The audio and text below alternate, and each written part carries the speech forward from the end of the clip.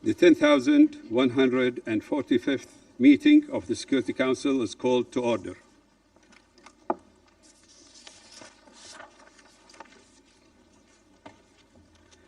The provisional agenda for this meeting is maintenance of international peace and security, the safety and protection of waterways and the maritime domain. The agenda is adopted.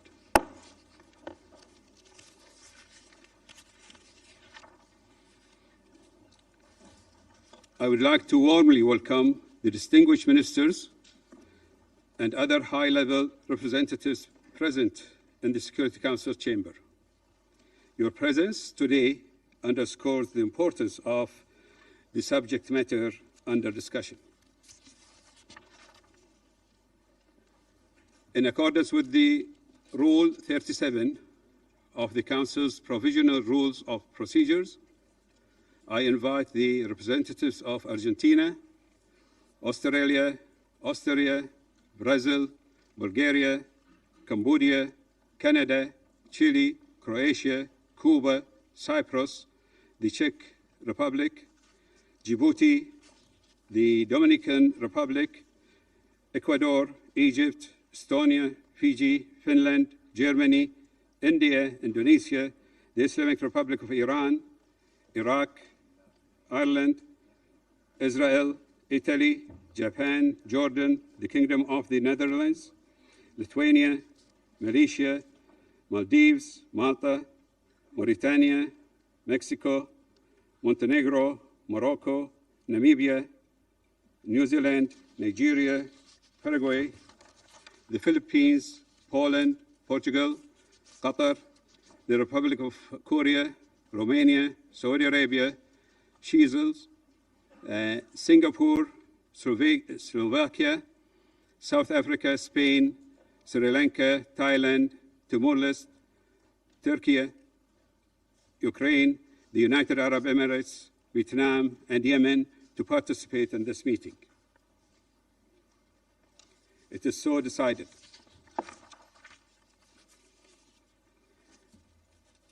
In accordance with the Rule 39 of the Council's Provisional Rules of Procedure, I invite the following briefers to participate in this meeting. Mr. Arsenio Dominicos, Secretary General of the International Maritime Organization, and Mr. Nick Childs, Senior Fellow, Naval Forces and Maritime Security at International Institute for Strategic Studies. It is so decided. In accordance with Rule 39 of the Council's Provisional Rules of Procedure, I also invite the following to participate in this meeting. His Excellency Mr. Stavros Lambrinidis, Head of the Delegation of the European Union to the United Nations, and His Excellency Mr. Mohammed Fathi Ahmed Idris, Permanent Observer of the African Union to the United Nations. It is so decided.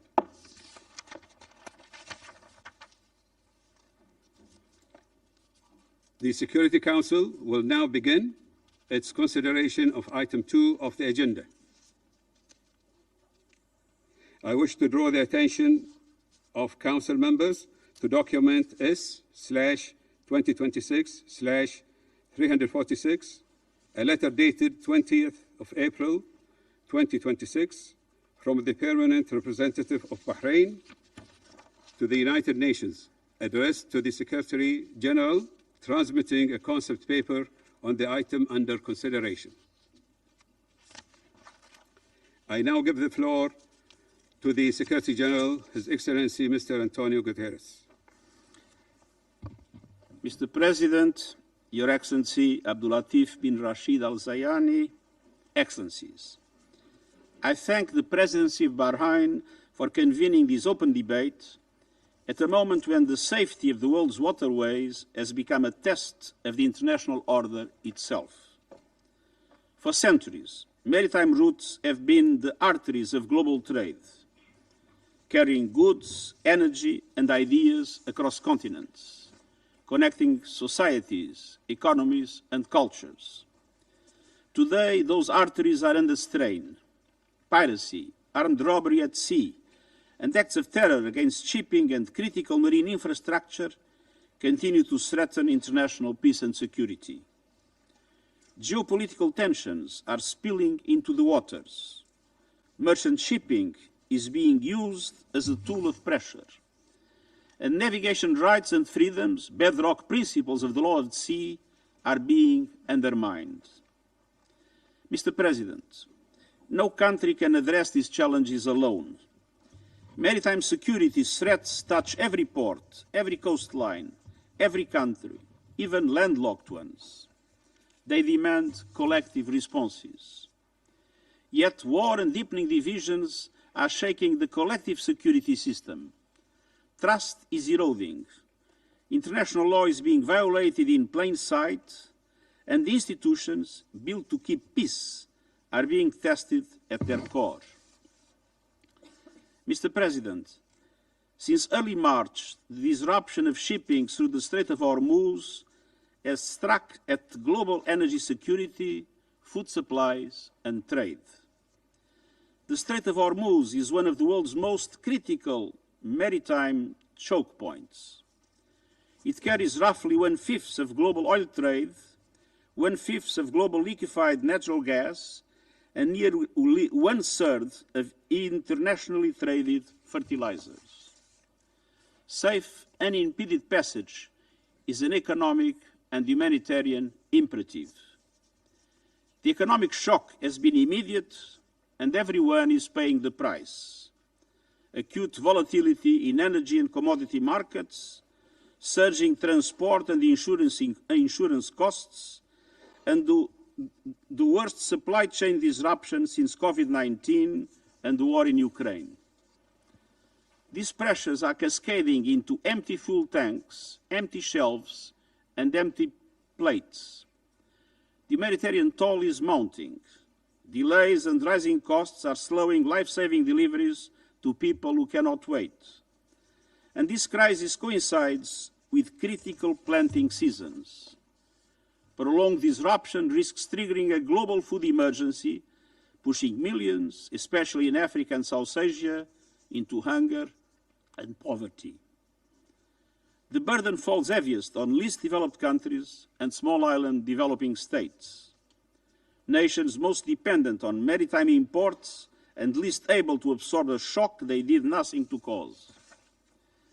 Mr. President, behind the cargo figures and the price surges are people.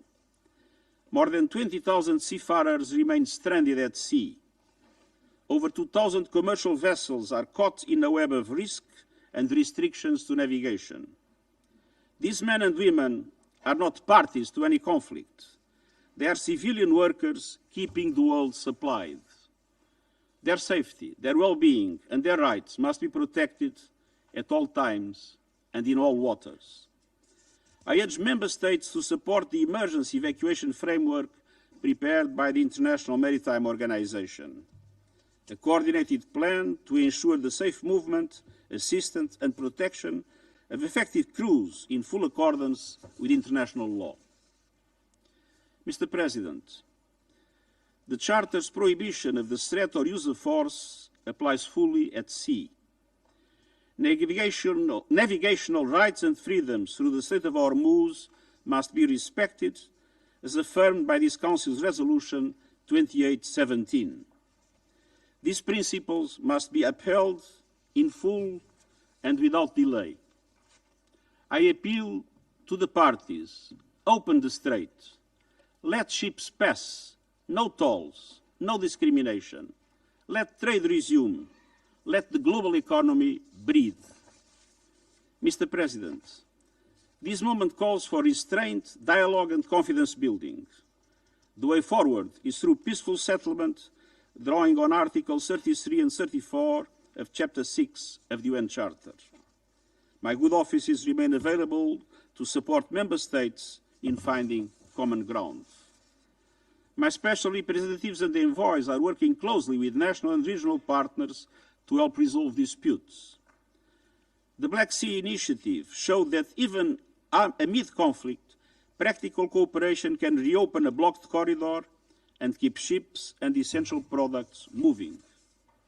The United Nations can help develop a similar effort based on consent by convening, coordinating, and implementing arrangements between parties. It is possible where there is political will. Monsieur le Président, Mr. President, les moments de crise sont des moments de choix. L'année dernière, lors du début public de ce Conseil sur la sécurité maritime, j'ai appelé à agir autour de trois axes. La crise actuelle rend ces priorités plus urgentes que jamais. Premièrement, le respect du droit international. La Charte des Nations Unies et le droit de la mer ne valent que par l'engagement des États membres à les respecter. Sur mer comme sur terre, la force du droit doit toujours prévaloir sur le droit de la force. Deuxièmement, s'attaquer aux causes profondes en investissant dans les communautés côtières, la gouvernance, le renforcement des capacités et la santé des océans. L'insécurité en mer commence sur terre ferme. Troisièmement, approfondir le dialogue et la coopération entre États, organisations régionales, industries maritimes, assureurs, exploitants portuaires et sociétés civiles. Pour renforcer notre compréhension de la situation maritime, pour protéger les gens de mer et les autres travailleurs maritimes, et pour maintenir les voies navigables internationales ouvertes, sûres et conformes au droit. L'océan doit être un espace de paix et de coopération et non d'affrontement et de coercition. Le moment est venu de choisir et d'agir, et je vous remercie. I thank the Secretary General for his briefing. I now give the floor to Mr. Arsenio Dominicals.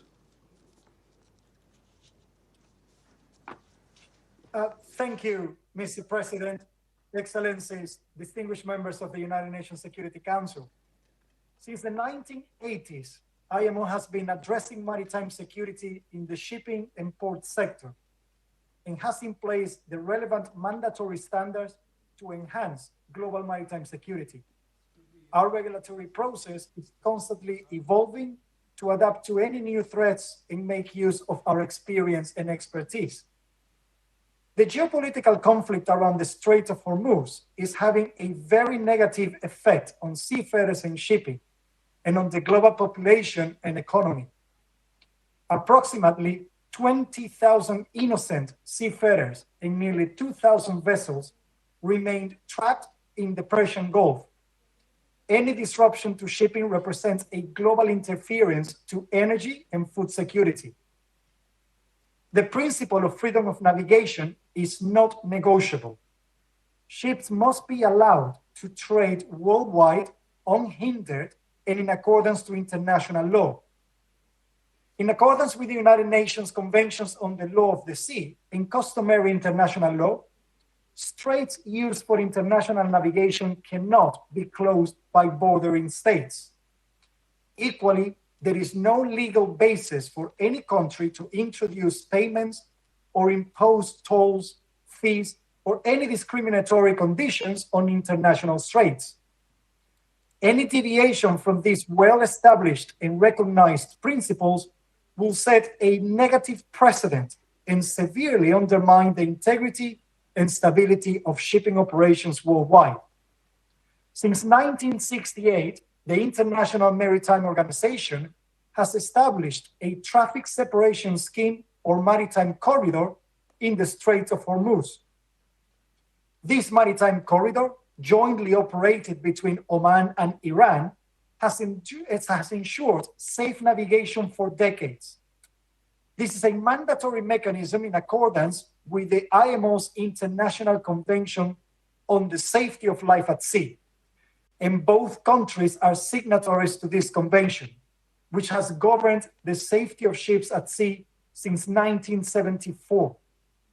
Our main concern remains the safety and the well-being of the innocent seafarers trapped in the Gulf due to the conflict. Following the IMO Council decision, I have begun the development of an evacuation framework using the existing traffic separation scheme to securely evacuate ships and seafarers from the conflict zone, provided it is safe to do so. The technical and operational developments are being carried out with the involvement of the regional countries, including Iran, and with the support from relevant countries assisting in the negotiations. As an organization, we are ready to implement this framework without delay, but only once it is safe to do so.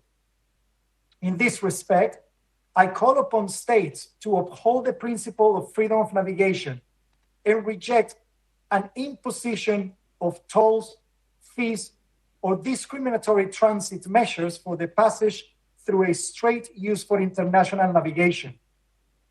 I would like to take this opportunity to further request states to support the IMO's plan to facilitate the evacuation of affected seafarers at an appropriate time to assist with the clearance of any hazards to the commercial ships navigating in the Strait of Hormuz, including mines, provide any technical and operational civilian assistance to operationalize the evacuation framework, and to ensure practical assurances to the shipping sector, including access to insurance at reasonable costs, to enable the resumption of normal operations as soon as practicably possible.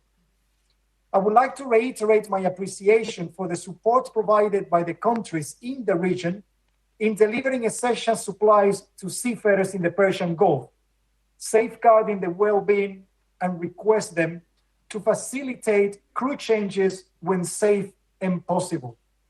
Shipping and seafarers should never be used as leverage in geopolitical conflicts.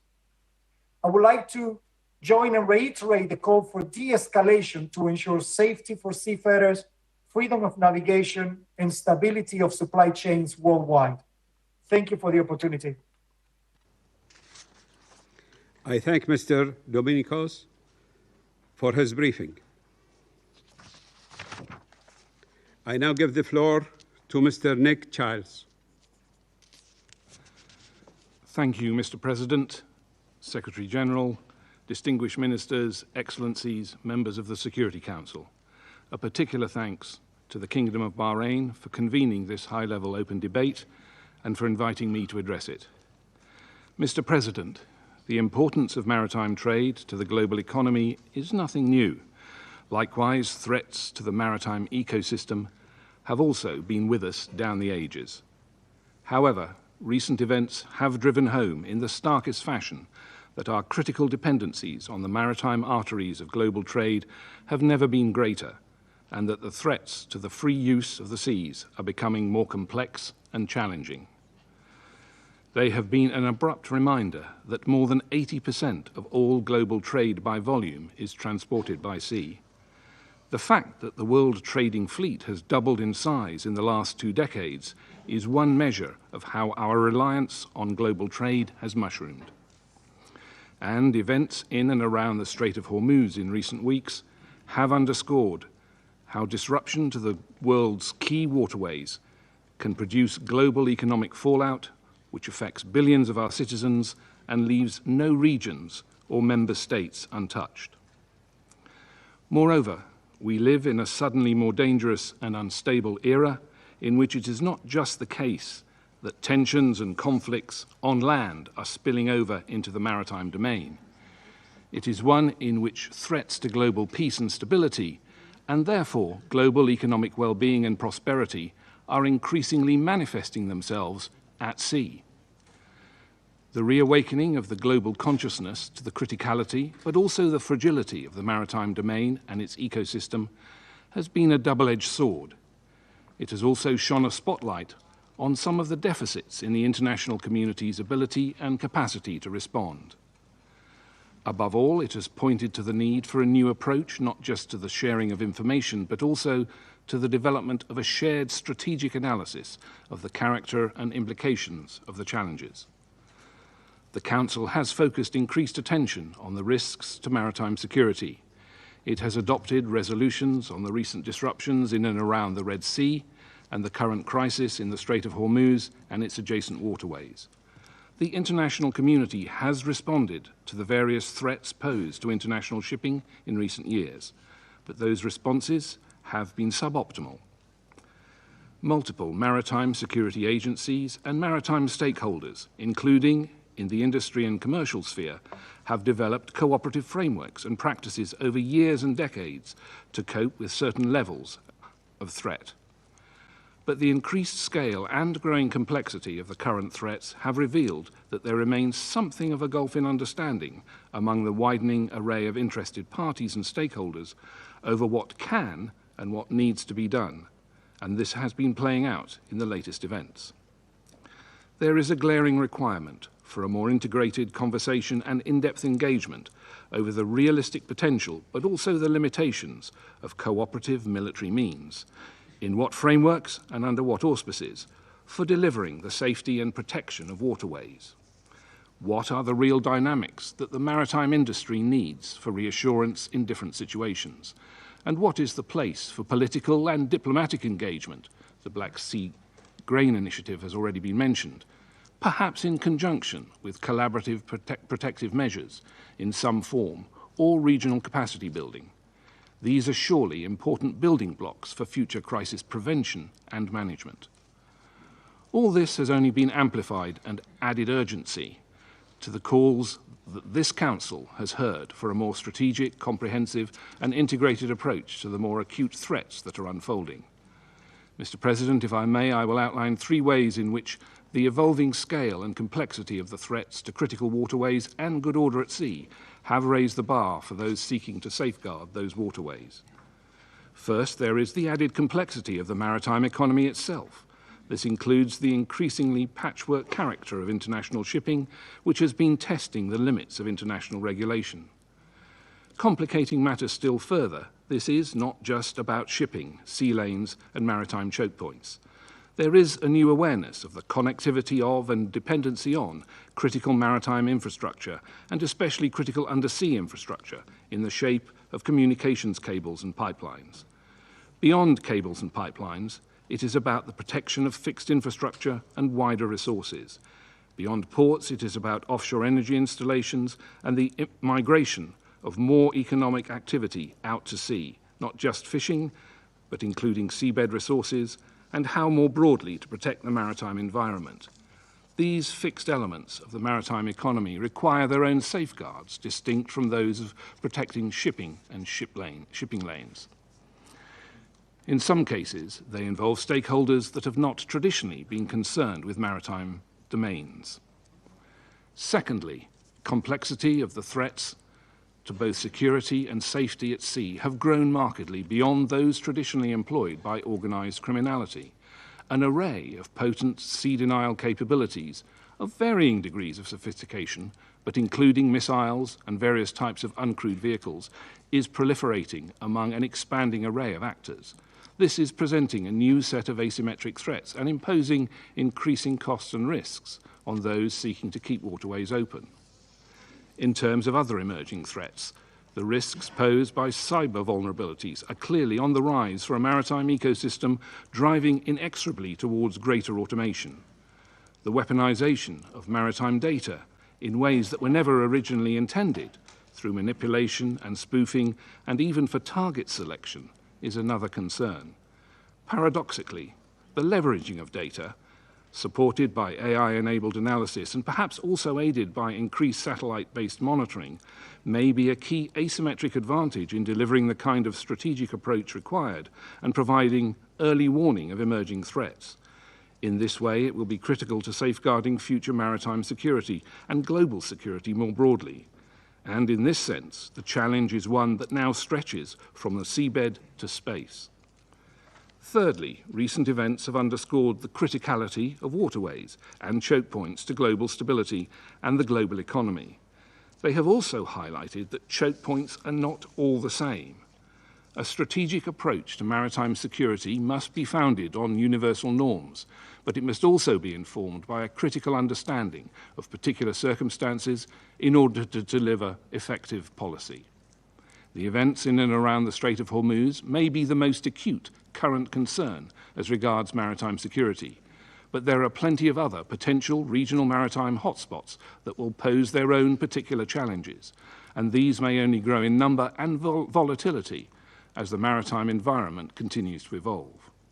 In conclusion, Mr. President, all of these factors appear to reinforce the proposition that maritime security requires a more holistic and sustained approach, but one that builds on existing frameworks and past experience with a more rigorous and robust treatment.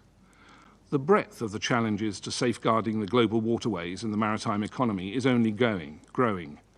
Given that, the Council can provide the consistent forum for further comprehensive consultation on the context that threats to waterways and maritime security represent, and that they are no longer just a symptom of growing global instability, but also increasingly becoming a driver of it. I thank the Council for its attention. I thank Mr. Charles for his briefing. I shall now make a statement in my capacity as the Minister of Foreign Affairs of the Kingdom of Bahrain. Bismillah ar-Rahman ar-Rahim. In the name of God, the merciful, the compassionate.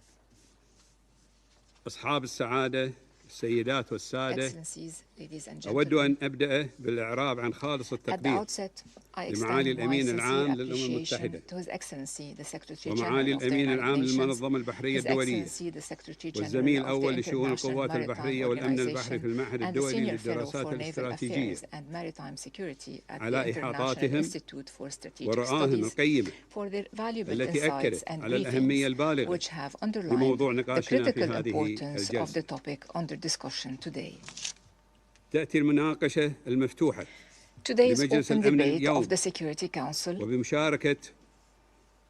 وبمشاركة مقدرة with the valued من أكثر participation من 80 دولة of over 80 في لحظة countries فارقة comes at a pivotal وظروف moment عالمية and صعبة difficult global نظرا circumstances للتحديات العالمية given الراهنة current international challenges وتصاعد التهديدات المباشرة and the للأمن direct البحري and escalating threats to maritime وتتسم security. بإجراءات صعبة These threats are characterized by ومتعمدة deliberate actions لعرقلة حرية العبور aimed at عبر الممرات obstructing freedom of المائية الدولية. navigation through international waterways, الأمر الذي يعرض للخطر الاقتصاد thereby العالمي endangering والتجارة the global الدولية economy, والسلم والأمن international الدوليين. trade, and international peace and إن أكثر من security. 90,000 سفينة More than تبحر 90,000 يومياً في vessels المحيطات sail والبحار daily across oceans مما and يسهل seas, التجارة العالمية facilitating التي global trade تقدر قيمتها valued in the trillions تريليونات of dollars. الدولارات. إن هذا الوضع يستدعي The استجابة current جماعية situation, therefore, من المجتمع requires a الدولي. collective response from the إذ لم تكن international الحاجة community.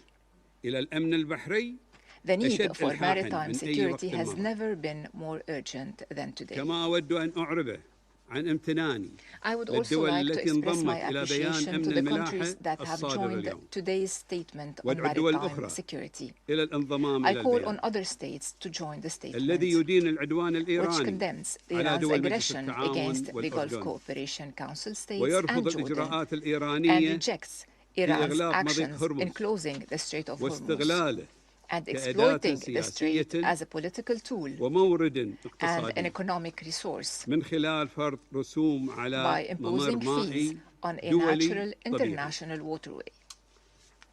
إن حرية الملاحة ركن أساسي The من freedom of أركان القانون navigation is a الدولي والسلام cornerstone of international law وعلى and هذا peace. الأساس فهي As تستوجب such, الامتثال it requires والالتزام full الكامل compliance with and باتفاقية adherence الأمم to the المتحدة United لقانون Nations البحار Convention on the Law of the Sea, التي تنظم which كافة governs الحقوق all البحرية maritime rights, وحقوق المرور العابر as well as rights of والمرور transit البريء and innocent عبر المضائق passage المائية through الدولية. international straits. يبرز الوضع في مضيق The هرمز situation in the المخاطر Strait of التي Hormuz نواجهها highlights the risks we face, إذ تعرض تصرفات with إيران Iran's actions الاقتصاد العالمي endangering the للخطر global economy وتهدد سلامة and الملايين threatening the safety of لا millions, سيما أولئك الموجودين في الجنوب العالمي particularly those in the global وقد south. دفعت هذه الأعمال These hostile العدائية acts, بعض الدول إلى اعتبارها which some countries إرهابا classify as terrorism, مما يؤكد هشاشة demonstrate طرقنا the fragility التجارية of our الحيوية critical trade routes ولا تقتصر العواقب على with المصالح consequences التجارية فحسب، extending beyond commercial بل تمتد interests to affect لتؤثر على the سبل عيش livelihoods of عدد countless لا يحصى من individuals الأفراد الذين يعتمدون على who ممرات depend on ملاحية safe maritime آمنة. corridors. أصحاب السعادة، Excellencies, إن أي تقييد أو عرقلة any restriction للملاحة or الدولية obstruction of يؤثر بشكل international مباشر navigation على directly التجارة affects الدولية international trade, وأمن الطاقة energy security, والاستقرار الاقتصادي and العالمي، global economic فضلا stability, عن إمدادات as الغذاء well as والدواء food supply, وإيصال medicine المساعدات supply, الإنسانية. and the delivery of إن humanitarian صمت aid. المجتمع الدولي إزاء The هذه silence of the الممارسات غير international community القانونية in the face of these يؤدي إلى unlawful ترسيخها، practices leads to مما entrenching يقوض them, الإطار الدولي thus القائم undermining the ويضعف existing الثقة في international النظام framework البحري. and weakening إن هذا confidence المسار in the الضار maritime system. بمصالح كافة This دول trajectory العالم is detrimental to the يهدد interests of سلاسل all الإمداد nations. العالمية It threatens global ويفاقم supply chains التحديات التي and تواجهها exacerbates the الاقتصاديات challenges الهشة faced by أصلاً. already fragile economies. استجابة لهذه القضايا الملحة In response to these pressing تبرز issues, أهمية تأكيد شرعية it is حرية vital to الملاحة reaffirm the البحرية legitimacy of freedom بما of في ذلك navigation, المرور العابر including والمرور the right of البريء transit and عبر innocent المضائق passage الدولية through international مع straits, التشديد على حق السفن while في emphasizing the الإبحار right دون of ships تمييز to navigate without ودعوة جميع discrimination, الدول إلى حماية calling on هذه all الحقوق states to protect these وإدانة rights أي and انتهاكات condemning لها. any violations thereof.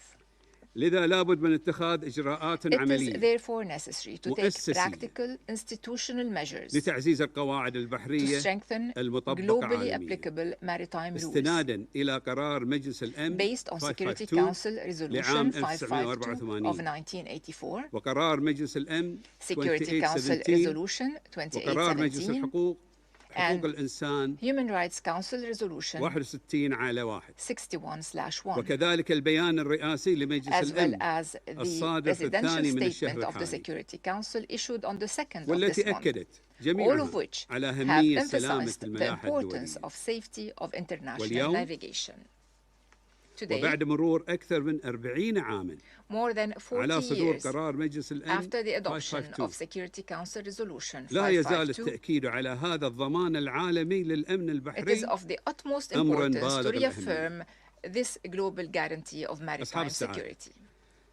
إن الأمن Excellencies, البحري ليس مسؤولية maritime دولة security واحدة is not the responsibility بل of a هو single مسؤولية state. مشتركة It is rather a shared تتطلب responsibility التزاما that دوليا requires حقيقيا genuine international commitment, وتعاونا مستداما sustained cooperation, وإرادة and political سياسية will لضمان حرية to حركة ensure التجارة the free الدولية flow of international والحفاظ على trade الاستقرار and the العالمي. preservation of global stability. إن أمن الممرات البحرية الدولية The security of international maritime مصلحة corridors جماعية is a collective لا يمكن interest معالجتها that cannot be بشكل addressed انتقائي. selectively.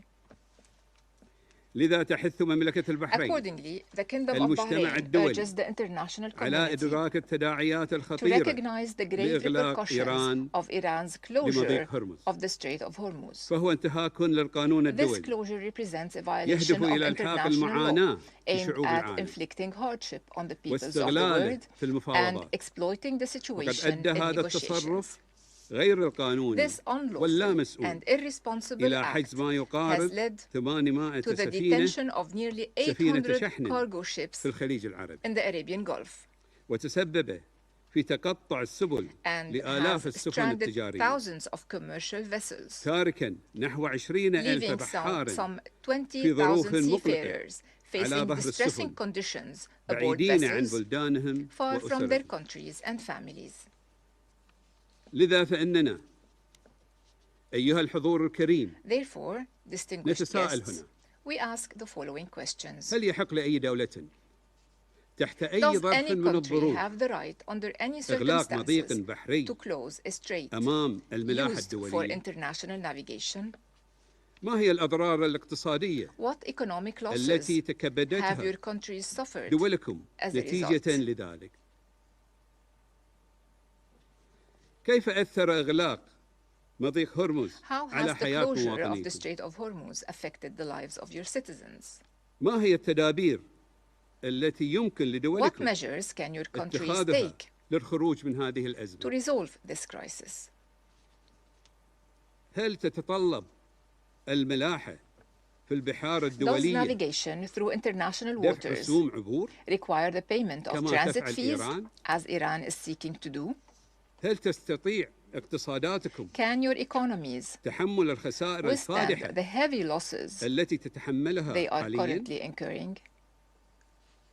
إننا ندرك تماما أن We are الأثر fully aware الاقتصادي that على the دول economic العالم impact on قد countries يصل around إلى the world مئات could المليارات reach hundreds of billions of وأن العالم dollars, and لن that the يتحمل world cannot مزيدا من afford الخسائر. further losses. ولذلك فإننا ندعو We therefore إلى call استجابة for an دولية international response تتناسب مع خطورة هذا العمل. proportionate to the gravity of this act. ختاما In conclusion, تؤكد مملكة the البحرين Kingdom of Bahrain مجدداً reaffirms أن حماية الأمن that البحري safeguarding maritime مسؤولية security مشتركة is a shared and وملحة urgent responsibility لا ينبغي التغاضي that عنها must not be overlooked. ويتعين على المجتمع The الدولي international community العمل must act العمل collectively بشكل جماعي لمنع الانزلاق to prevent نحو a واقع dangerous خطير downward spiral تصبح فيه in التهديدات which threats to للممرات maritime البحرية corridors أمرا شائعا become a common occurrence والانتهاكات أمرا and طبيعيا violations are treated على as الرغم من normal مخالفتها للقانون despite الدولي representing a breach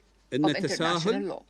والتراخي Complacency في and مواجهة مثل inaction هذا in الوضع the face of such a سوف تكون situation لهما will عواقب have وخيمة grave على consequences السلم والأمن for الدولي international وشكرا peace لكم. and security. Thank you. I resume my function as President of the Council. I now give the floor to His Excellency Mr. Jean-Noël Barrot, Minister of for Europe and Foreign Affairs of France.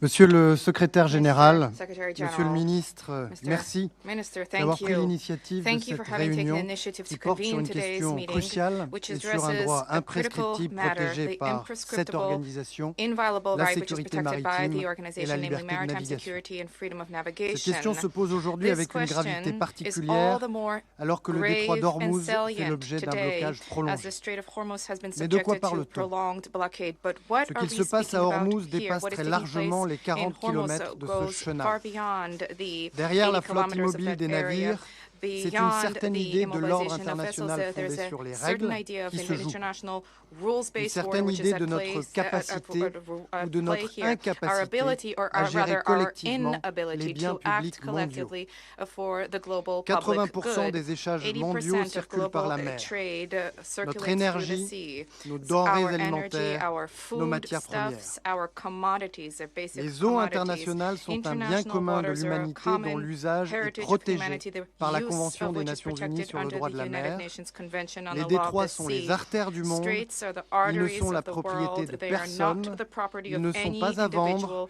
They are Ils ne not peuvent donc for être sale. entravés par Therefore, they aucun cannot obstacle, be ni impeded aucun by droit de any passage, obstacles nor ni blocage, ni just chantage, to ni passage. péage, Neither ni par l'Iran, tolls nor bribery, ni neither par by quiconque, Iran nor et by sous any aucun prétexte. other party and under no pretext. Car que se passerait-il si what l'on would take acceptait place if la we were to moindre accept exception à ces the principes? slightest exemption Eh bien, on to créerait this là un principle, dangereux précédent. thereby we would establish a D'autres dangerous prendraient des precedent. initiatives Others similaires would adopt et similar l'exception deviendrait la initiatives, norme. and the exception would become L'accès à la the mer rule. serait un Access privilège to the réservé seas à would be quelques-uns. a privilege, Les détroits reserved deviendraient for des the few. corridors Straits would militarisés. become militarized Le commerce corridors. mondial serait Global pris en trade otage. would be Des taken régions entières hostage and seraient entire isolées. regions would become Le monde se isolated. retrouverait The étranglé, world would be livré à l'arbitraire et à la loi du asphyxiated, plus fort. subject to Il lawlessness serait moins and prospère the law et of plus the dangereux. strongest, less Ce prosperous, monde-là, more nous le dangerous. refusons. And this is a situation which Alors we si dans reject. notre immense majorité nous And refusons la the remise en overwhelming cause de la majority sécurité of maritime,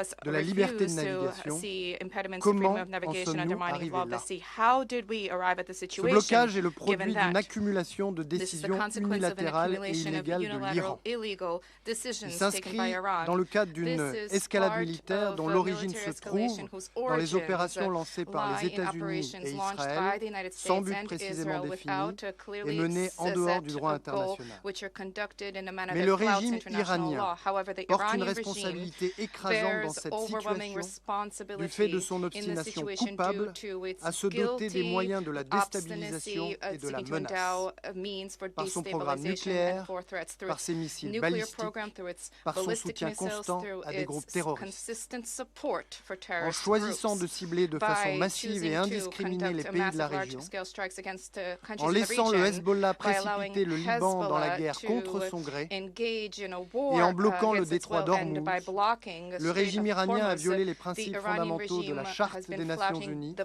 core comme ceux principles du of the droit de Charter la of the mer, United Nations, as well as et those of the aggravé law une of the sea, situation déjà thereby profondément exacerbating dégradée. an already Et il n'y aura pas de tenuous solution situation. durable à There will cette be no crise lasting sans que solution le to this régime crisis iranien unless the ne Iranian consente à des regime concessions majeures et un changement radical de posture permettant la coexistence pacifique de l'Iran avec son environnement régional et au peuple iranien de construire librement son propre avenir. Ce Conseil ne peut et ne doit pas détourner les yeux du sort des populations civiles dans la région, premières victimes de la guerre, du sort du peuple iranien, pris en étau entre la répression et la menace d'une reprise des hostilités. Après la répression du mois de janvier, la plus violente dans l'histoire contemporaine de l'Iran, les prisonniers politiques doivent être libérés, les exécutions doivent cesser, la liberté des communications doit être rétablie. La guerre n'aura pas suffi à régler ces problèmes de fond, elle en aura créé un nouveau, le blocage du détroit d'Ormuz. Un blocage qui ne fait que des perdants. Les pays riverains, bien sûr, auxquels je veux redire la solidarité de la France. Les pays les plus vulnérables qui dépendent des biens de première nécessité et de l'assistance humanitaire vitale transportée par les navires immobilisés. Mais aussi les pays comme le mien, qui au-delà des mers sont frappés de plein fouet par l'onde de choc de cette crise et qui payent le prix d'une guerre qu'ils n'ont pas choisie. Tout cela a assez duré, tout cela doit cesser. Et je veux à cet instant avoir une pensée pour les équipages piégés dans le détroit et saluer à ce titre le travail essentiel de l'Organisation maritime internationale, votre travail, Monsieur le Secrétaire général, pour assurer leur sécurité et établir un plan d'évacuation. Ce plan sera crucial pour trouver une issue à la crise et nous le soutenons pleinement. Alors face à l'arbitraire de ce blocage du détroit, que faire? L'inaction n'est pas une option. Et je salue l'adoption de la résolution 2817 et les démarches entreprises depuis par le Bahreïn au sein de ce Conseil pour parvenir à la réouverture du détroit. Je rappelle l'initiative historique prise par le président de la République et lancée à Paris le 17 avril dernier avec le Premier ministre britannique pour que le trafic maritime puisse reprendre au plus vite dès que les conditions le permettront, grâce à une mission internationale indépendante et strictement défensive. Son but, protéger les navires marchands, rassurer les opérateurs du transport maritime et mener des opérations de déminage dans le détroit. Plus de 50 pays d'Europe, du Moyen-Orient et d'Asie non belligérants ont répondu à l'appel. Ensemble, ils ont formé 3 exigences: la réouverture immédiate, pleine et inconditionnelle du détroit d'Ormuz par toutes les parties, la restauration des conditions de libre passage qui étaient en vigueur avant la guerre et le plein respect du droit de la mer, et l'absence de toute restriction, tout régime de convention qui équivaudrait dans les faits à une tentative de privatiser le détroit, et évidemment tout système de péage.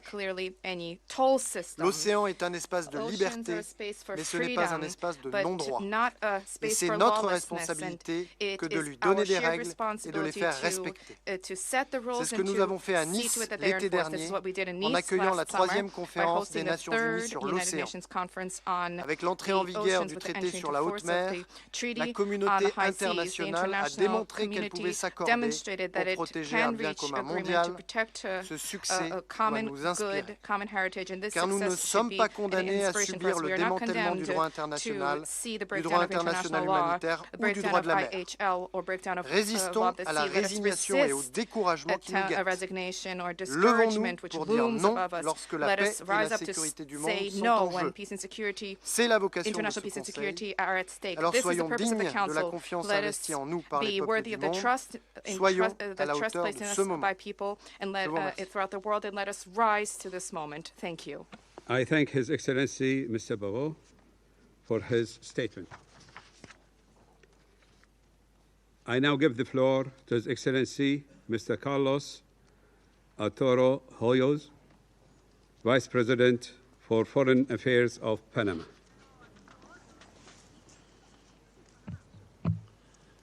Señor Presidente, Panamá agradece a la Presidencia de Bahrain por la organización de este importante debate abierto para abordar un tema de la mayor relevancia para la paz y seguridad internacional y con el cual nuestro país se identifica plenamente.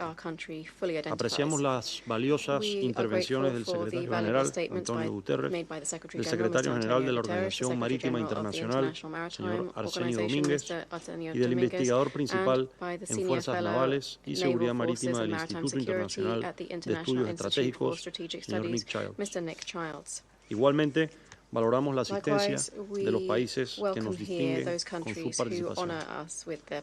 Asimismo, reconocemos la continuidad de los esfuerzos impulsados por Grecia y Panamá el año pasado en sus respectivos eventos insignia centrados en la seguridad marítima. Los últimos años han puesto de manifiesto de manera dramática la creciente fragilidad de la navegación marítima en todas las regiones del mundo.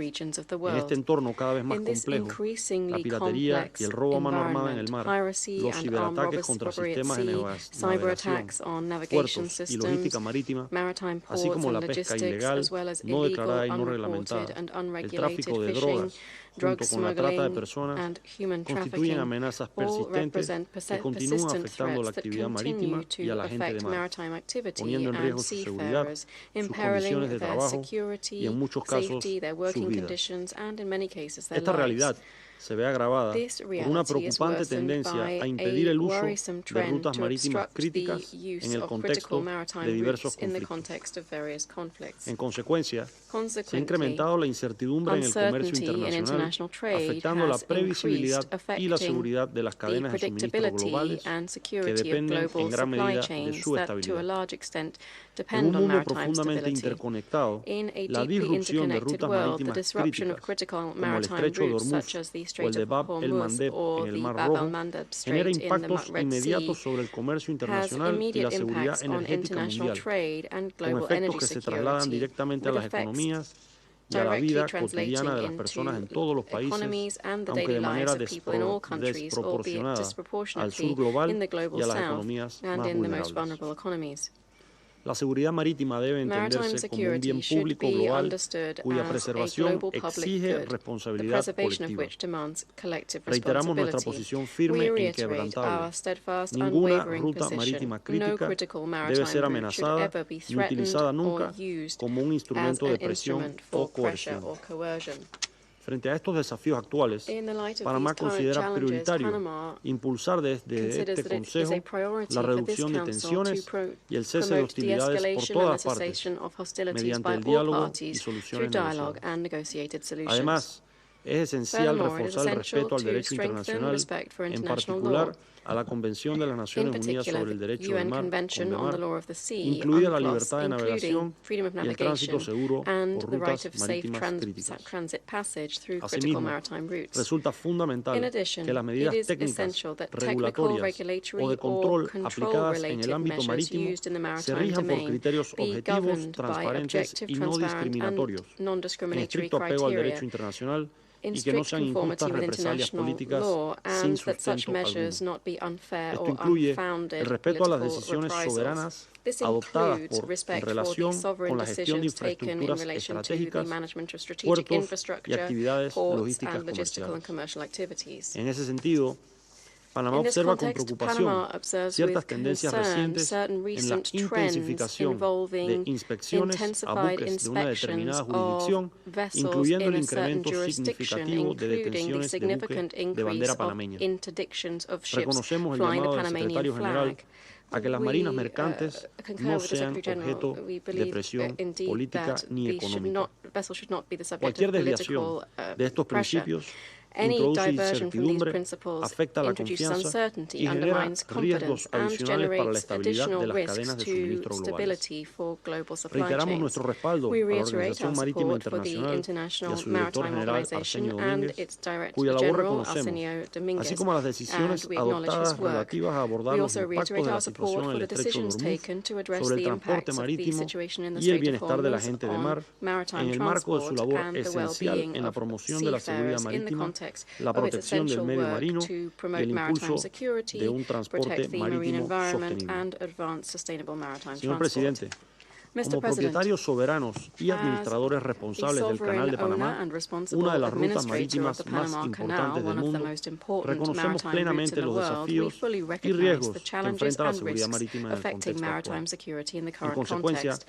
Panamá ha tenido que Panama redoblar has had sus to step esfuerzos up para its efforts garantizar to y facilitar el guarantee tránsito and seguro, facilitate safe, continuo y continued, eficiente de los efficient buques, en particular de transit aquellos by que vessels, in dependen de rutas particular those alternas como la nuestra. that depend on alternative Esta routes such as responsabilidad nos ours. demanda This insistir en la responsibility necesidad de compels us to soluciones insist on colectivas the y need for pacíficas, basadas collective en and el peaceful diálogo, solutions la based no on dialogue, discriminación y la non-discrimination and negociación, que negotiation permitan that garantizar un ensure entorno a marítimo seguro, safe, predictable, previsible y rules-based basado en normas. maritime environment. Señor Mr. presidente, President, Panamá condena los Panama ataques condemns registrados en el attacks Estrecho de recorded in the Hormuz Strait of contra las Hormuz embarcaciones de on bandera vessels panameña, flying the Panamanian liberiana flag y de as cualquier well otra as parte del those of mundo. Liberia and other flags. Desde principios de marzo de Since the 2026, beginning of March varios this buques de year, bandera panameña several han sido objeto de Panamanian acciones flagged que vessels afectan la have been the seguridad de la subject of navegación. actions affecting Entre los buques the safety afectados of se navigation. encuentran dos mercantes de bandera Among the panameña, vessels el affected, there Euforia, are que two fue atacado por tres Panamanian embarcaciones flagged no merchant identificadas sin ships, the que Euphoria that was afortunadamente attacked by se three registraran daños a la unidentified embarcación y vessels lesiones a without su fortunately tripulación, causing any y damage el to the ship or its MSC crew, Francesca. and MSC Este Francesca. último fue This interceptado por latter el vessel cuerpo de was la Guardia intercepted by Revolucionaria the Islamic Islámica, Revolutionary que le Guard ordenó Corps, fondear which cerca de la ordered it costa to weigh iraní. anchor off the Su coast of tripulación se Iran. encuentra a salvo, Its crew aunque is safe, permanece although they remain retenida detained injustamente. unfairly. Ante esta In situación, light of this situation, Panamá sigue de cerca Panama los is following acontecimientos closely the y coordina events las and acciones coordinating necesarias the necessary para lograr steps una to pronta solución. achieve a prompt resolution. Asimismo, Furthermore, instamos a las autoridades we call on iraníes Iranian a proceder a la authorities liberación to proceed inmediata to a immediately todos los release buques all detenidos. detained Estos hechos vessels. ponen de relieve la These creciente incidents vulnerabilidad de la highlight the gente de mar increasing frente a los vulnerability riesgos of derivados seafarers de las to the tensiones risks geopolíticas. arising from geopolitical En ese tensions. sentido, Panamá continúa In apostando this regard, firmemente al Panama multilateralismo, continues to a los firmly esfuerzos uphold conjuntos y multilateralism coordinados, and adoptando medidas continue to concretas support y joint eficaces que coordinated permitan efforts restablecer taking el orden concrete, y effective preservar la measures to integridad del restore marco the jurídico order, internacional, and preserve evitando así la the creación de integrity of the precedentes international que legal debiliten el order, respeto al thus derecho avoiding internacional. creating precedents that would weaken Los mares respect han for sido desde international law. siempre espacios de encuentro, Seas de have intercambio always y de been conexión spaces entre for pueblos. encounter, exchange, and Preservar su connection between seguridad peoples. es Preserving también their security is preservar ese also espíritu preserving para que this sigan spirit siendo so that they arterias remain que acercan a las arteries that naciones bring our y no nations cauces closer que together rather profundizan than channels la that confrontación. deepen confrontation. Muchas gracias. Thank you very much. I thank His Excellency Mr. Hoyos for his statement. I now give the floor to His Excellency Andizes Willem-Sons, State Secretary of the Ministry for Foreign Affairs of Latvia. Thank you, Mr. President. Allow me to begin by thanking Bahrain for convening this open debate to address this critical issue of maritime security. I thank the Secretary General Guterres and also IMO Secretary General Dominguez and Mr. Childs for their pertinent briefings. Global waterways are the backbone of international commerce and global energy flows. Countries across the world depend on the supply of fertilizers, raw materials, and other products, from microchips to medicines that are essential to the functioning of our societies. International law and norms have sustained maritime infrastructure and enabled livelihoods, prosperity, and development. Yet, they are being increasingly challenged. We have experience of addressing certain threats in the maritime domain, usually regional in nature, whether piracy, smuggling, or organized crime, as well as environmental incidents such as oil spills. Now, we are increasingly facing a more direct challenge: deliberate actions from states intent on crippling the global economy and threatening the right of transit and innocent passage, alongside efforts to circumvent sanctions. Mr. President, the safety of critical maritime routes is essential. Any disruptions to this delicate system powering the global economy result in severe consequences for all of us, as seen with the Strait of Hormuz. With supply chains disrupted, global energy prices have been rising sharply, and acute food insecurity around the globe has grown at an alarming rate. Effects on agriculture will be long-term and cascading in nature. These harmful consequences will continue affecting the most vulnerable the hardest.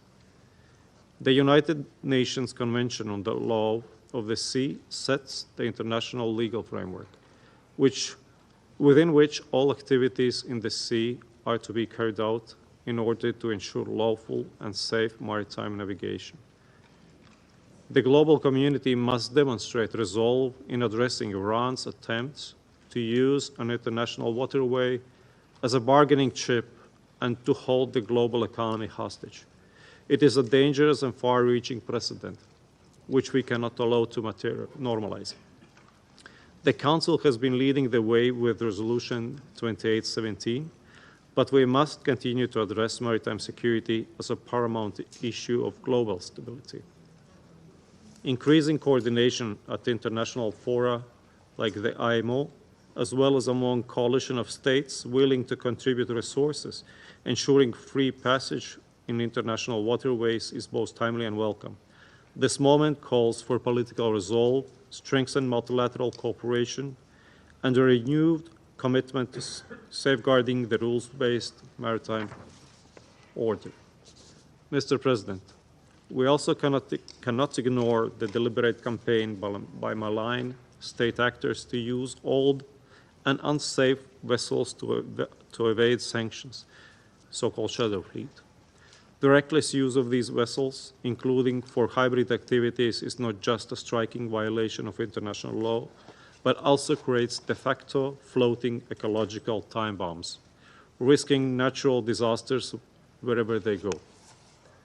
When accidents strike, lack of proper documentation and insurance denies avenues for legal remedies. The Iranian regime and DPRK are prominent guilty parties, but Russia is the undisputed champion of threatening the world's marine ecosystems, just as it endangers the European mainland and airspace. Ongoing efforts demonstrate the evasion of lawful norms will not be tolerated. We must commend the IMO for its work to identify gaps and increase accountability. We also welcome the positive example of meaningful efforts undertaken by our Council colleagues Panama and Liberia, reforming their ship registries to purge these opaque vessels from their books. Coordination among countries is crucial, as is domain awareness, sharing of intelligence, and new reporting initiatives. Other emerging risks include those of subsea cable networks connecting the globe from communications to finance. While most damages still result from accidents and natural events, increasing attention must be paid to deliberate sabotage. The use of shadow fleet vessels for such unlawful actions further complicates attribution. International coordination is needed for monitoring. Relevant regulatory frameworks need to be reviewed, and partnerships with leading commercial actors would help increase the diversification and redundancy of subsea networks, as well as expand industry capacity. Mr. President, finally, we should not forget about other threats still disrupting local economies, costing lives, and feeding the black market, from piracy to smuggling and trafficking. The Council has played a leading role in combating these threats and should continue to do so, as it broadens its scope on global maritime security. Latvia will remain a steadfast defender of maritime security and free and safe navigation, as maritime navigation remains the lifeblood of the global economy and stability.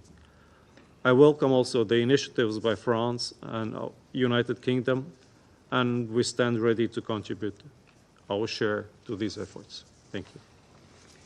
I thank His Excellency Mr. Wilhelmsson for his statement. I now give the floor to His Excellency Mr. Stephen Doughty, Minister of State for Europe, North America and Overseas Territories in the Foreign, Commonwealth and Development Office of the United Kingdom. Well, shukran, Mr. President, Your Excellency, Minister Al-Zayani. Thank you to Bahrain for bringing us together and for your leadership in this council. Secretary General, that leadership is more important than ever in face of the growing threats to maritime and indeed regional security, from the Black Sea, indeed to the Baltic, the Mediterranean, the Red Sea, to the Strait of Hormuz, or indeed globally, as has been pointed out, from the Russian shadow fleet.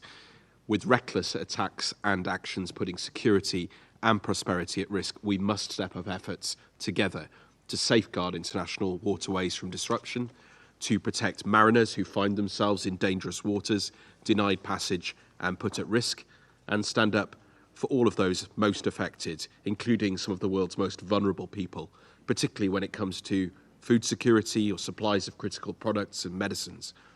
The United Kingdom, with its long history as a seafaring nation, has long been committed to maritime security. And I say that also as a Member of Parliament for a diverse port city of Cardiff with a proud merchant marine tradition and heritage throughout history. I am particularly glad to join Bahrain and this Council in that effort today. The most pressing issue, of course, before us is the Strait of Hormuz, and this crisis is not just affecting international shipping, it is driving up costs and sending shockwaves throughout energy markets and supply chains far beyond the region, with impact for all of our citizens and our communities and their cost of living. So we must get the strait reopened fully and unconditionally. Freedom of navigation must be restored in line with international law. Shipping and seafarers must not be used as leverage, and there is no place for tolls or permissions in international straits. Freedom of navigation means navigation must be free. And throughout this crisis, the United Kingdom has been clear: Iran must not be able to hold the global economy hostage or indeed threaten regional and international security. And that is why we need renewed action to protect supply chains, uphold freedom of navigation and the primacy of UNCLOS. And we must also broaden collaboration with the International Maritime Organization, which of course the United Kingdom is proud to host. And that is exactly how the UK has been approaching these critical challenges. In early April, my colleague, the Foreign Secretary, convened more than 40 countries to coordinate action on the Strait of Hormuz. And on the 17th, she supported our Prime Minister, Keir Starmer, and President Macron in convening over 50 nations to work on getting the Strait open and protecting vessels. And in recent days, she has engaged in meetings across multiple countries with a dozen foreign ministers. And yesterday, our Prime Minister Keir Starmer and President Trump discussed the urgent need to get shipping moving again. So the UK will continue to play its part, and this Council has a vital role to play.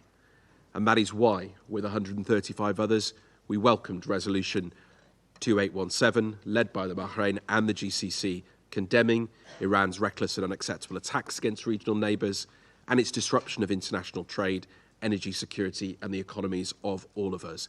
And we are grateful for Bahrain's efforts to pass a further resolution, underscoring the importance of protecting navigational rights and freedoms. It is regrettable that Russia and China vetoed this resolution protecting Iran, and therefore the UK will continue to work with Bahrain, Council members and partners to uphold international law, defend freedom of navigation, protect innocent seafarers, and keep our international sea lanes open and secure, because global stability and security depend on us stepping up together, and we welcome this discussion. Thank you. I thank His Excellency Mr. Doughty for his statement. I now give the floor to the representative of Pakistan. Thank you, Mr. President, Excellency, the Foreign Minister. I wish to congratulate the Kingdom of Bahrain for its successful presidency this month and for organizing today's high-level open debate. And your presence attests to the importance attached by the Kingdom of Bahrain to global maritime security, which is crucial for the twin objectives of international peace and security and development. And allow me to take this opportunity to express Pakistan's complete support and solidarity with all brotherly countries of the Gulf region and to their sovereignty, territorial integrity, and political independence. I thank Secretary General Guterres for his insightful remarks, in particular the emphasis that he has placed on respect for international law, dialogue and cooperation, and peaceful settlement of disputes. We also appreciate the briefing by Mr. Arsenio Dominguez, Secretary General of the IMO, and also to Mr. Nick Childs for his expert views on the subject. President, the global maritime spaces are a key geostrategic arena where the challenges of the 21st century intersect. They are the lifeline of global commerce, bellwether of Earth's environment, and home to a vast array of marine, biological, and mineral resources. Propelled by the onward march of economic globalization and rapid improvement in transportation and connectivity infrastructure, global commerce and trade are now more reliant on seaborne trade than ever before. Any disruptions to the routine traffic at sea gravely impact international trade with negative repercussions for global economy and breed volatility that imperils international peace and security. Closure of the Strait of Hormuz and its cascading effects on food and energy security and supply chain disruption is a case in point. And if this crisis persists, the first order impacts, that is the issues related to the procurement of oil and gas and essential commodities such as the fertilizers and their pricing trends will increasingly translate into second and third order impacts on inflation, on growth, current account and balance of payment issues. No doubt, developing countries will be the most affected. Most significantly, these developments have brought home the point that resilience of global governance, architecture, and strategic stability are now being tested by the safety and openness of maritime waterways. President, as a literal state of the Indian Ocean region with proximity to global maritime choke points and overwhelming reliance on seaborne trade, Pakistan is fully cognizant of the paramount importance of safety and protection of global waterways. Like many developing countries from the region and beyond, Pakistan is concerned and is directly impacted by the closure of Strait of Hormuz. It is particularly also with this realization that Pakistan, supported by our partners and brotherly countries, including China, Saudi Arabia, Turkey, and Egypt, and others, has spearheaded constructive diplomatic efforts for de-escalation and broader pursuit of stability between the United States and Iran. In its ongoing efforts to facilitate an enduring resolution of this crisis, Pakistan remains firm in its faith in diplomacy and dialogue and will continue to resolutely undertake all possible measures towards that end. President, in today's interconnected world, the imperative of safety of maritime spaces extends well beyond securing trade routes and combating piracy. It encompasses a plethora of challenges including climate change and environmental preservation, protection of critical coastal and underwater digital infrastructure, and safeguarding human rights at sea. Confronting these challenges necessitates collective and coordinated action, firmly anchored in international law, as well as dialogue and diplomacy. Since its adoption, the UN Convention on the Law of the Sea has served as one of the most important pillars of international maritime order. The legal order established by UNCLOS and the larger body of the law of the sea must be protected and promoted universally. Pakistan has also remained a committed and responsible partner in the international efforts to strengthen maritime security. Earlier this year, Pakistan assumed the command of Combined Task Force 150 for conducting maritime security operations outside the Arabian Gulf to protect commercial shipping. And last year, Pakistan also commanded CTF 151, tasked to suppress piracy and to ensure free flow of maritime trade.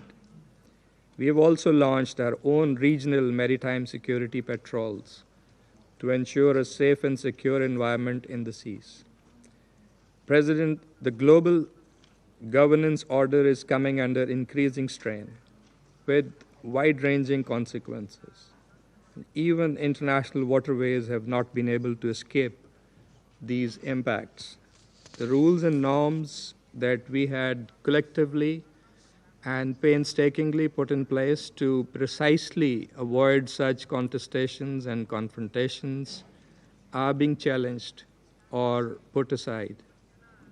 This is an untenable situation whose prolongation would only further undermine international peace and security and sustainable development to the detriment of us all.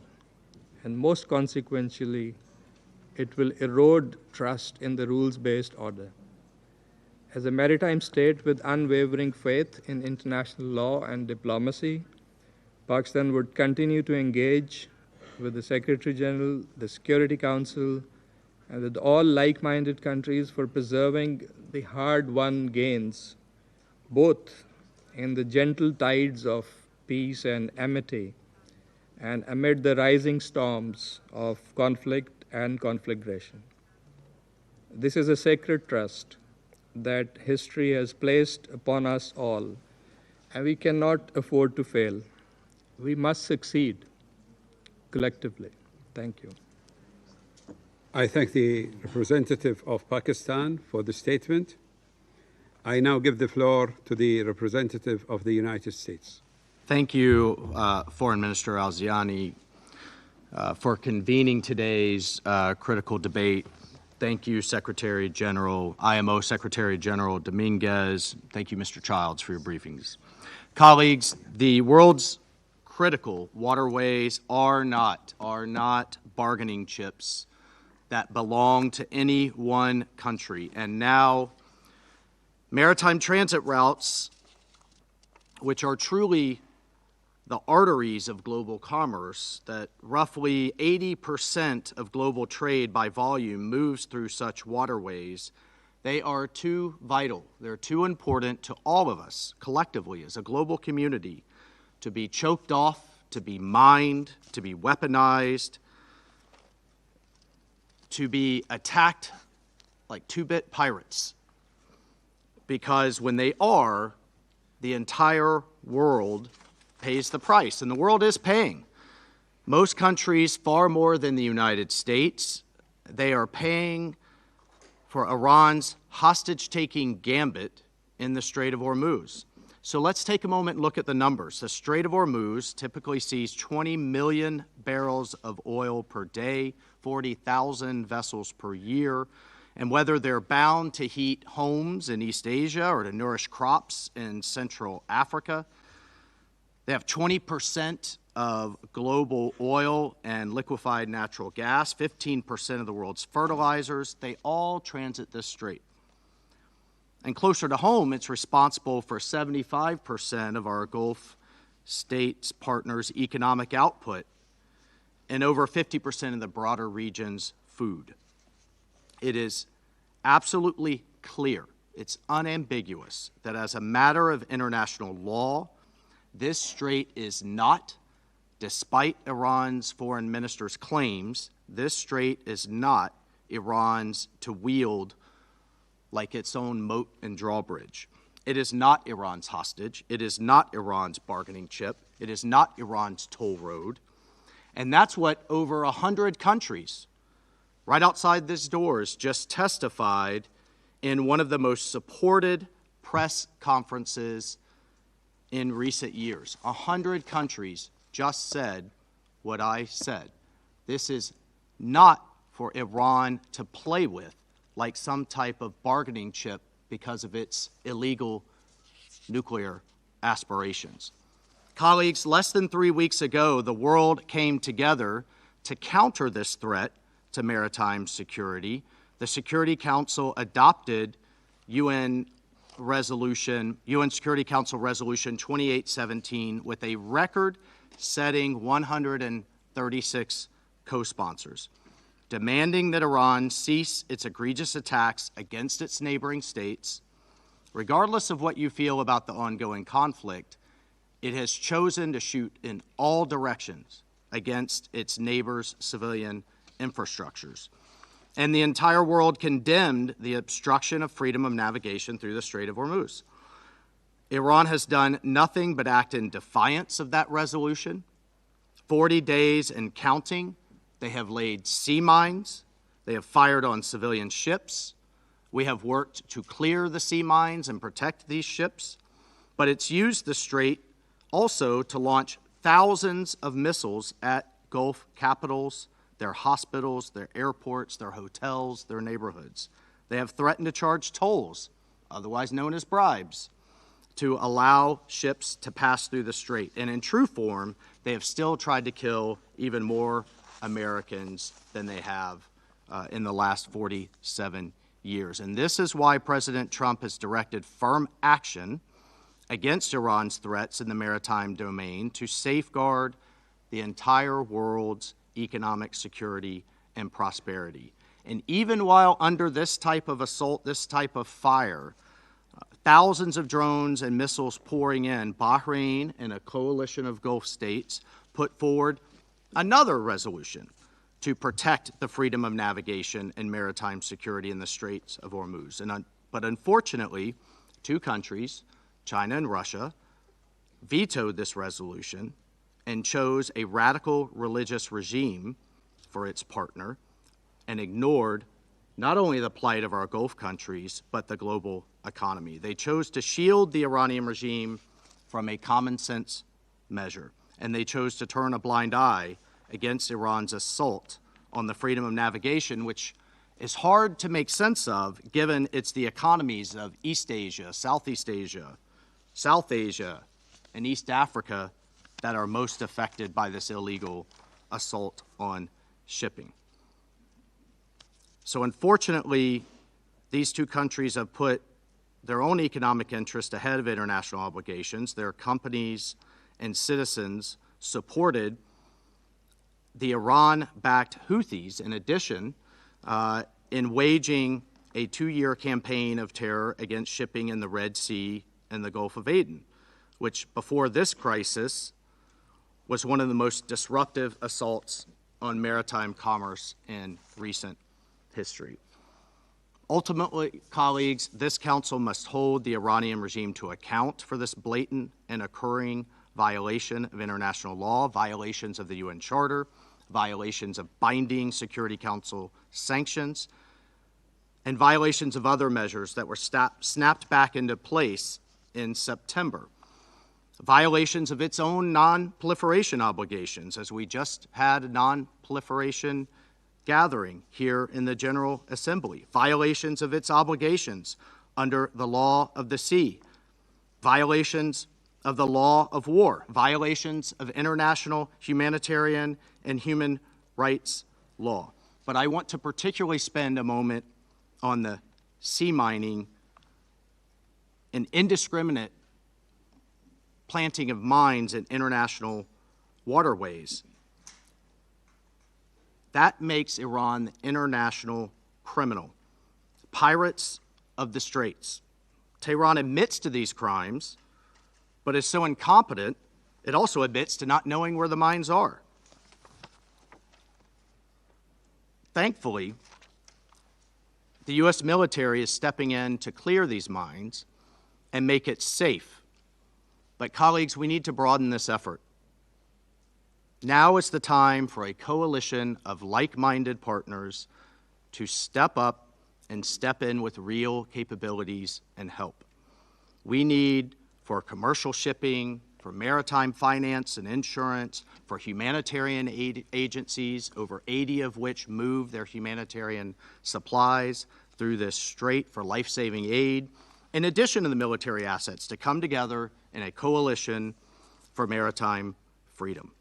As the permanent representative of Pakistan just mentioned, we've come together before. We came together in CTF 151 to deal with piracy off the Straits, or off East Africa in the Straits of Bab el-Mandeb. The United Nations was built for times like this. We have been here before. We have allowed unchecked regimes and non-state actors to loudly tiptoe towards horrors against their neighbors, while much of the rest of the world sat back and watched. Colleagues, now is not the time for simple words. Now is the time to act. And we call upon the world to join us in maintaining and defending the freedom of navigation for the entire world's economy. I thank you, Mr. I President. thank the representative of the United States for the statement. I now give the floor to the representative of Liberia.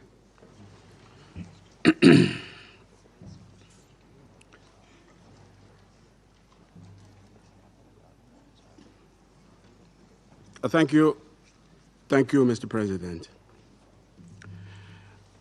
A few days ago, on 22nd April, a Liberian flagship was seized by Iran, causing damage to the vessel.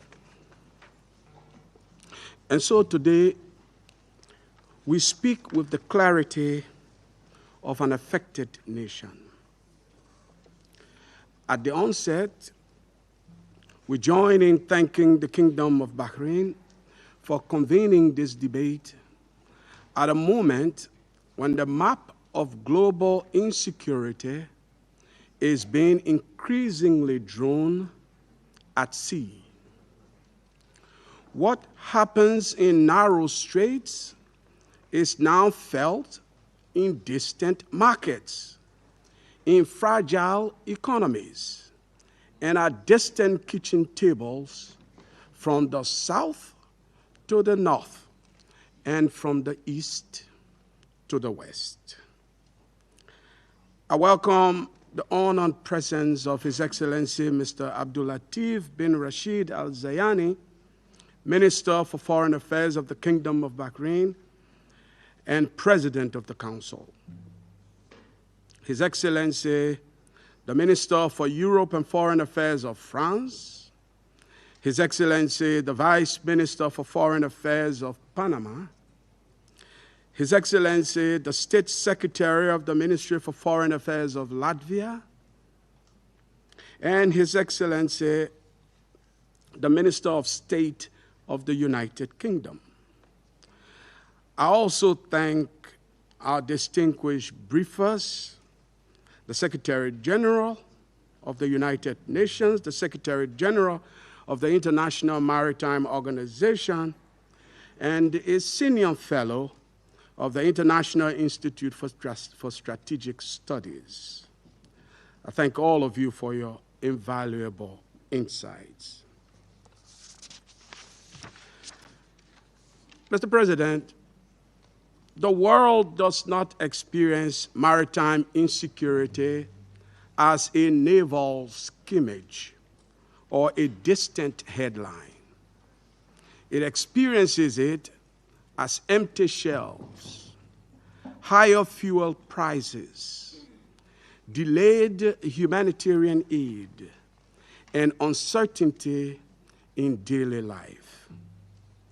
As we have heard, when shipping lanes are disrupted, global stability does not bend slowly. It fractures immediately.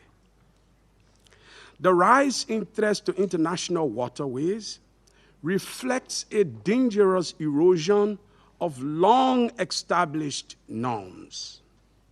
Navigational rights and freedoms are being openly challenged. Attacks on merchant vessels are increasing, and seafarers face growing risks along critical maritime routes. Even where states invoke the inherent right of self-defense under Article 51 of the Charter, the duties and obligations governing maritime security remain unassailable.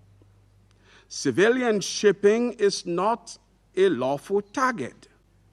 Freedom of navigation cannot be suspended by convenience, and international law does not yield to expediency. Let me be direct.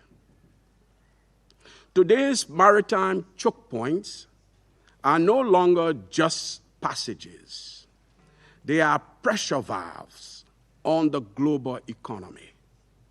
When they are squeezed, the world feels it.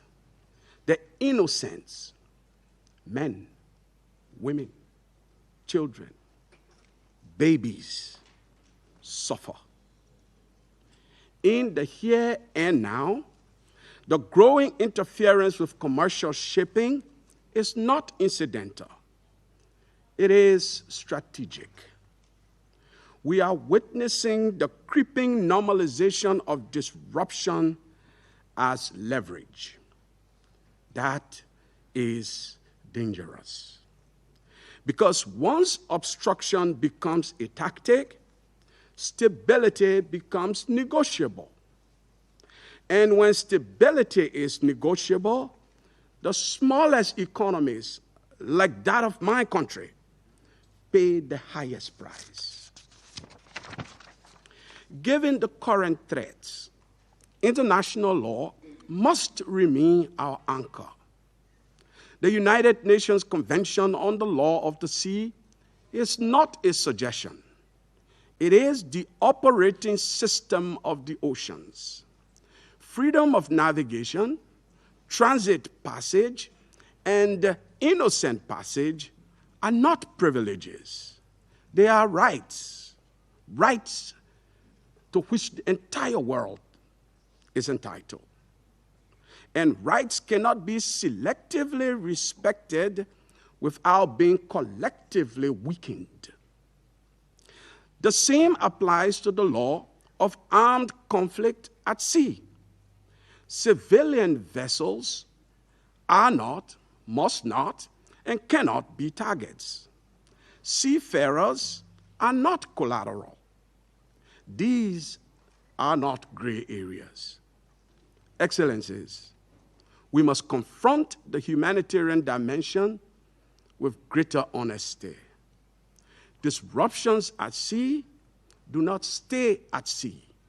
They travel faster than any ship into food insecurity, into energy shocks, into delayed humanitarian relief. A blocked waterway, as we have heard, can mean an empty market thousands of miles away.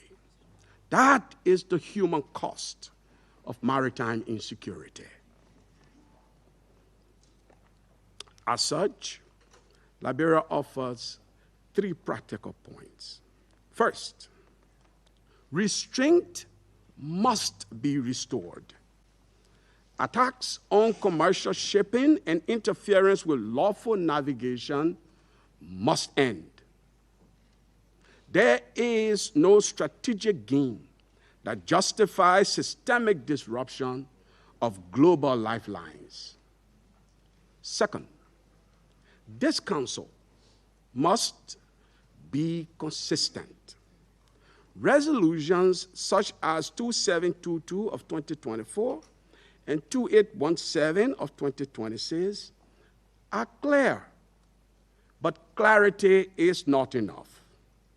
Credibility on even-handed implementation truly must be required, because selectivity erodes this Council's credibility and authority. Third, we should begin to treat major maritime choke points as shared responsibility zones, where transparency is not optional. We propose that the Council encourages the establishment of a standing independent incident tracking and verification mechanism, drawing on the expertise of the International Maritime Organization to provide real-time, depoliticized reporting on disruptions to commercial shipping. In an environment clouded by competing narratives, verified facts are a form of de-escalation. Mr. President, the oceans are to connect us rather than divide us. Adherence to the laws governing the oceans guarantee our global unity and reinforce our interdependence. The oceans have always connected supply to demand and risk to responsibility. If we allow them to become theaters of unchecked disruptions, we will inherit the consequences. All of us, a divided world rather than an interdependent one. Liberia will continue to stand for a simple principle that the world's waterways must remain open, governed by law, and protected not just because trade depends on it, but because humanity does. I thank you for your kind attention. I thank the representative of Liberia for the statement. I now give the floor to the representative of Colombia. Señor Presidente, Mr. President, permítame felicitar a su allow me país to congratulate your country por la convocatoria a este convening valioso this debate valuable sobre un debate tema que on nos preocupa a a matter todos. of concern to us all.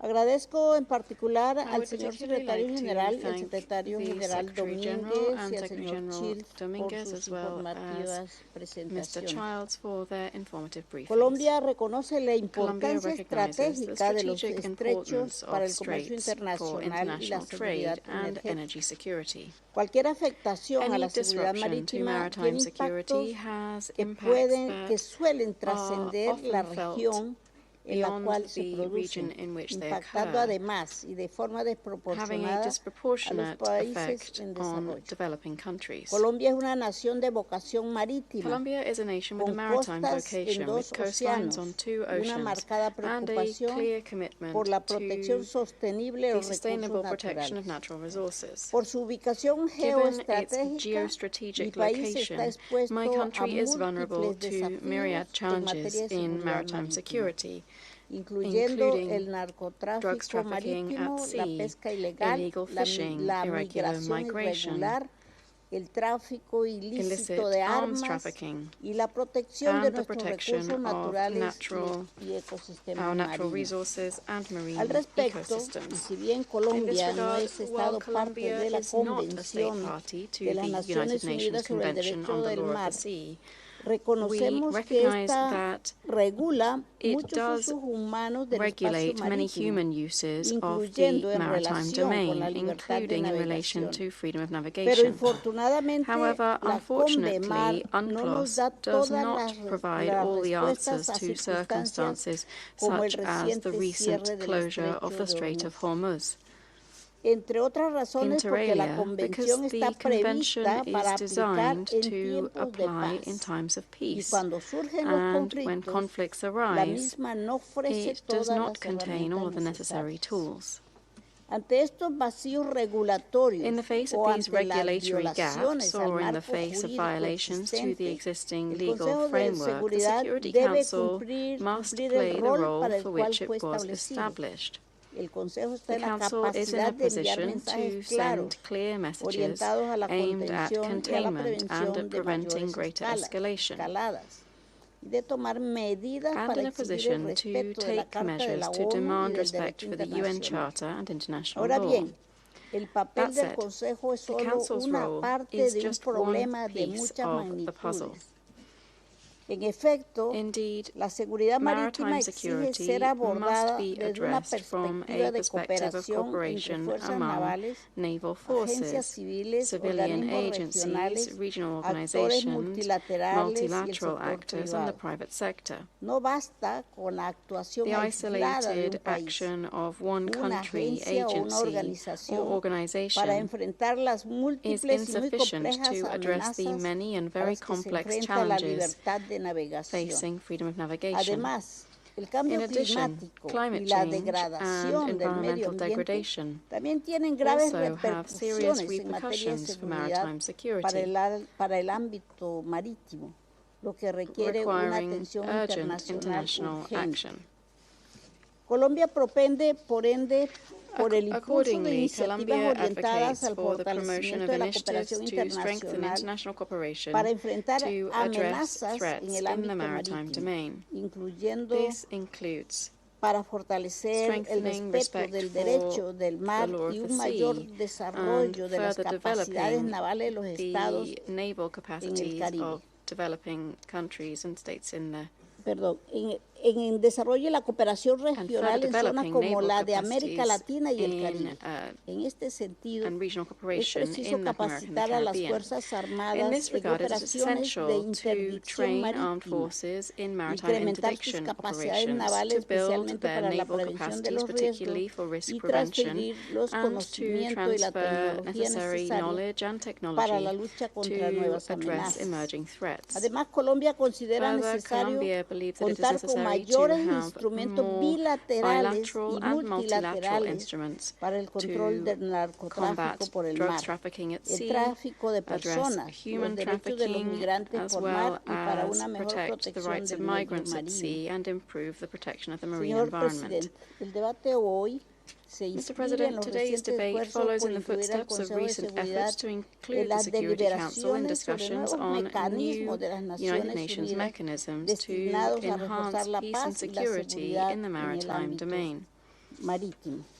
Acogemos con satisfacción We estos welcome these esfuerzos efforts y apoyamos un and papel más we destacado de Naciones Unidas en este support the sentido. UN playing a Una more respuesta prominent colectiva role in firme this area. ante las A amenazas firm collective marítimas response to redunda en maritime interés de threats todos is nosotros. in all of our interests. Este es un elemento It is fundamental a para basic construir la building paz block y la seguridad, for peace and así como security, para promover and la essential prosperidad to promoting económica, economic el prosperity, Estado de the rule of Derecho law, y el desarrollo and sustainable sostenible. development. Muchas gracias. Thank you very much. I thank the representative of Colombia for the statement. I now give the floor to the representative of Somalia. Thank you, Mr. President, Minister Abdul Latif bin Rashid Al Zayani. Shukran, Your Excellency, for leading this important meeting today. Allow me also to express our appreciation to the Kingdom of Bahrain's presidents for convening this important and timely high-level open debate on the theme of a paramount importance to the maintenance of international peace and security. We welcome and thank the Secretary General, Antonio Guterres, for his remarks. We also thank IMO Secretary General Antonio Dominguez and Mr. Nick Childs for their briefings. Their presence and contribution and insights highlight the multifaceted nature of the challenges at hand and underscores the profound urgency of addressing the evolving maritime security landscape through an enhanced collective response to ensure the safety and protection of international waterways. For Somalia, a nation with the longest coastline of Africa's mainland and situated in a crossroads of the Indian Ocean and the Red Sea, the security and sustainable management of our maritime domain are not merely a policy priorities, they are matters of deep significance for the national and regional stability. The safety of international waterways is a cornerstone of international peace and security and a vital enabler of the global economy. Recent developments have brought renewed attention to the vulnerability of critical maritime checkpoints. These critical routes serve as major transit paths for global energy flows and movement of goods, including bulk of commodities, agricultural shipments, and manufacturing materials that are essential to global supply of chains. In that regard, I would like to offer the following points. First, upholding international law remains fundamental and the bedrock of maritime governance. United Nations Convention on the Law of the Sea, UNCLOS, and other relevant instruments provide the definitive legal framework for maritime governance applicable to all activities in the oceans and seas, including the regulation of a passage through waterways used for international navigations. Somalia underscores the absolute necessity of reaffirming our commitment to this framework and upholding the freedom of navigation while respecting the navigational rights and freedoms of merchants and commercial vessels as emphasized in the recent Council resolutions. We must ensure our maritime domain remains governed by the rule of law with full respect of the sovereignty and territorial integrity of coastal states, which is essential for building trust and ensuring effective actions. Second, we believe effective maritime security requires coordinated, holistic approach to address the root causes. It's imperative to recognize that maritime security is inextricably linked to the sustainable development on land. Poverty, unemployment, and lack of opportunity often serve as significant drivers, pushing vulnerable populations toward the criminal and illicit activities at sea. Among these, illegal, unreported, and unregulated IUU fishing stands out as devastating transnational crime that depletes vital marine resources, degrades ocean ecosystems, and causes irreversible damage. Addressing these drivers through an African Union's Blue Economy Initiative and the 25th Integrated Maritime Strategy is vital for fostering the long-term stability to eliminate these drivers.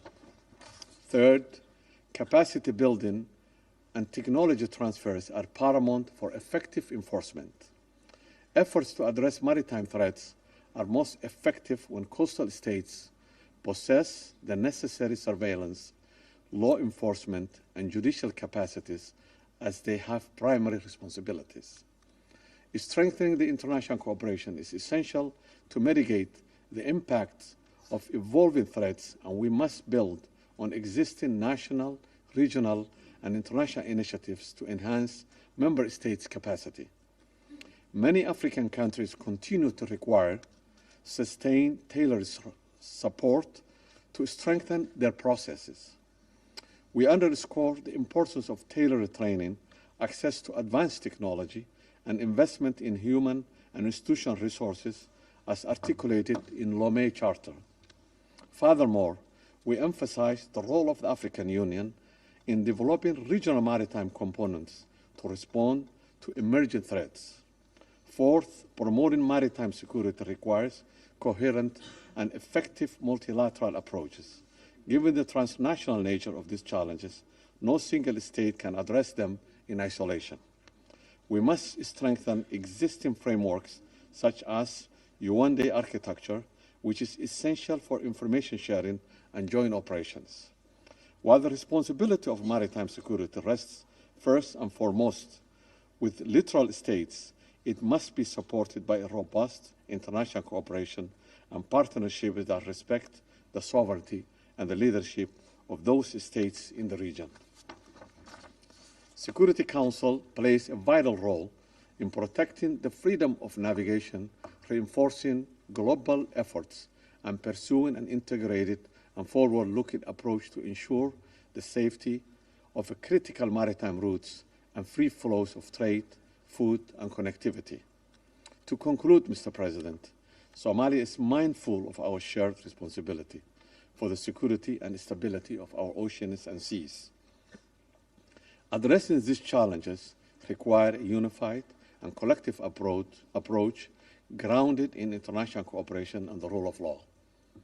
My delegation reaffirms its commitment to working constructively with the Security Council and the wider international community to realize the vision of safe, secure, and prosperous seas for all, ensuring our waterways remain a bridge of peace and prosperity, connecting nations rather than dividing them. I thank you. I thank the representative of Somalia for the statement. I now give the floor to the representative of the Russian Federation.